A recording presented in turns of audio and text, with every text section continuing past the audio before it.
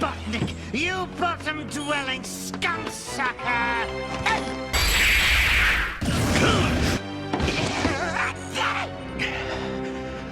Why, I do believe that it's time for that paperweight I've always wanted.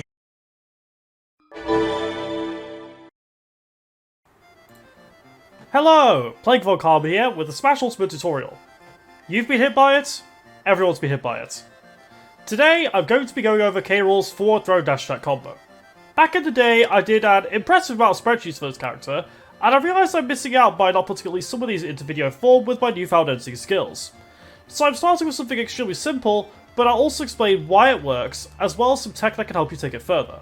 Much of this is old knowledge to seasoned players now, but I'll talk about an alternative obscure follow-up once we've gone over this, so just hold on. So let's get into the important bits that make this combo work out of the way. There are some mechanics that are very important. K-Rool's forward throw is one of few that doesn't send it to tumble right away, just like Ridley's, which means that it cannot be DI'd. This, coupled with the fact that throws cannot be SDI'd, means that opponents cannot influence their trajectory whatsoever until they hit tumble. Therefore, there's no difference between a forward throw combo in base training mode and an actual game, so you can rely on training mode to practice these combos. If you do it right, the combo counter goes up. Easy. Forward throw begins to send it to tumble at around 12% on average, but DI rarely starts mattering until around 20%. If you try it against Pichu post-tumble and lose, that's on you, not me, use your noggin.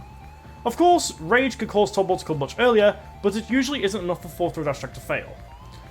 Optimal DI, once tumble begins, is up and out, as your character wants to avoid the initial hitbox, wherein they are usually out of range for the late hit.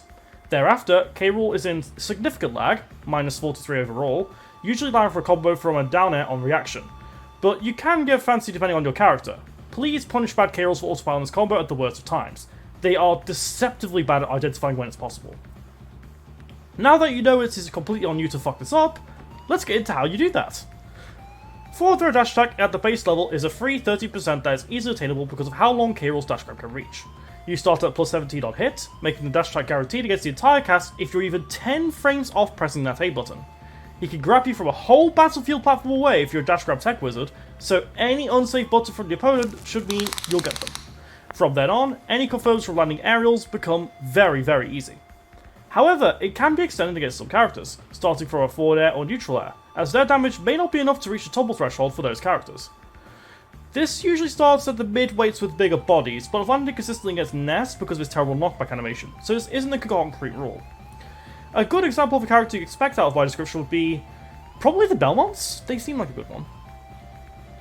Additionally, against super heavies like Bowser, you can buffer a pummel during your dash grab and buffer forward throw during that to squeeze out near guaranteed damage. It is impossible for a human to mash out of K-Rool's buffered pummel on reaction, as hit lag is just low enough to work. If you can, somehow, then go off I guess, I don't really care. Don't skip out the 2% for those K-Rool players watching. There is no reason not to do this against pretty much any character, it's just free damage. Against some characters, dash attack will require a brief delay to connect the all-important early hit. Personally, my sound cue is right after the slam sound effect. Because of this, I would recommend following this instead of doing a frame-perfect dash attack, because you're not losing too much by doing it. I'll leave a table on screen for the characters that can become inconsistent if you do frame-perfect dash attacks. So to recap, a basic forward throw dash attack will look like this, and a full combo against a super heavy will look like this. And it is completely non-interactable and completely bufferable, apart from the dash attack right after a buffer dash. So, if you want to be a dash grab tech wizard, a good starting point is the dash attack cancel grab. For 3 frames after dash attack begins, you can cancel it into a grab, which gives you some extra distance.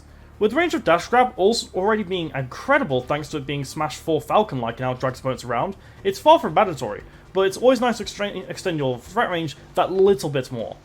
You really just want to squeeze every little bit out of K-Rool's burst range. It's fantastic.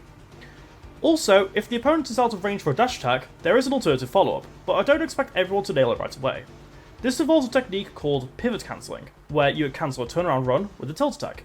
With forward tilts, you'll always end up looking forwards, but vertical tilts will, by default, always be backwards. However, there is a small area on your control stick that allows you to keep facing forwards, and a pivot cancel up tilt in this area will actually be confirmable out of a forward throw, up until around 35% in my experience. It's the same as if you try to do a turnaround up tilt out of shield. It's, you know, it's a melee, I think it's a melee thing? It's a melee thing? I forgot actually. The positions I find myself in from doing this, though, are very favourable. So if you're up for it, or have some black magic to make the ultimate consistent rather than field-based, I'd say go for it. It's a really, really, really strong combo in ultimate. So, now you know how to do K-Rool's forward throw dash attack correctly, and are on your way to becoming a swanky Kremling. Or maybe you stuck around for the up tilt tech, and are about to break your controller in frustration at learning the angles. Or, you knew everything already, and are about to give me an algorithmic boost by insulting me in the comments because you already knew it. Brilliant. Regardless, thank you for watching, and I hope you at least got a kick out of this. This is Playing Volkaba, and I'll see you all next time.